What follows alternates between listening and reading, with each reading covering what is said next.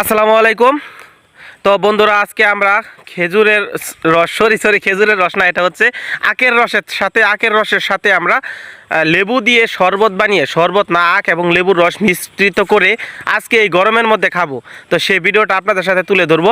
তো আজকে আমাদের সিরাজ বন্ধু বলল সেই খাবে, এই আখের রস খাবে। তো আরেকজন বললো লেবু দিয়ে খাওয়া যায়। তো ও একজন চলে গেল লেবু আনার জন্য। তো এখানে দেখেন এই লোকটি বিক্রি করে, ওনার বাড়ি হচ্ছে ফুলবাড়িয়া। এটা হচ্ছে আমাদের কাহালগাঁও রঙের দ্বারা এমনি বিক্রি করতেছে। আমরা জুমার নামাজের পর বের হইয়া তাকে অর্ডার করা হয়েছে। আমরা টোটাল 10 গ্লাসের অর্ডার করলাম। তো সে ভাঙাচ্ছে, রসগুলা বের করতেছে। দেখুন দুইটা চাকা ঘুরে, এই চাকার মাঝখান দিয়ে যদি হাত চলে যায়, দেখুন কতটুকু রিস্কি একটা কাজ করে। ওই দেখেন এদিক দিয়ে সিরাজ লেবু নিয়ে চলে পড়ছে। লেবু নিয়ে আসলো ক্ষেত থেকে, অরিজিনাল লেবু। তো এই যে এখন লেবুটা দিবে, এই যে ওনার হাতে দিল, কবির দিল। দেখুন লেবুটা আমরা কাটলাম, কাইটা তারপরে দেখুন কিভাবে মিশ্রিত করে। লেবুর রসগুলা মূলত দিবে, আরও রস কম আছে এই জন্য আরও কিছু দুই একটা খণ্ড তারা দিল।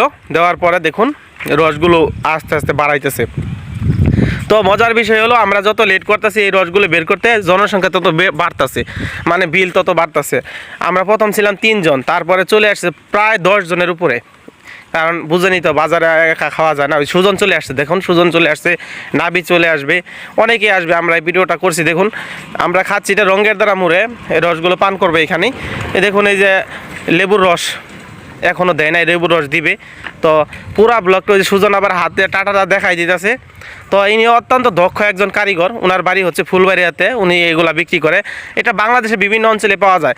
তো যেগুলাতে বরফ না দেয় আপনারা ওইগুলো খাবেন, কারণ বরফের সাথে অনেক সময় স্যাকারন মিক্সার। এই যে আমরা লেবু রস তৈরি করা শেষ, এই যে খাইতেছে, চিয়ার্স করতেছে। সবাইকে ধন্যবাদ দেখার জন্য।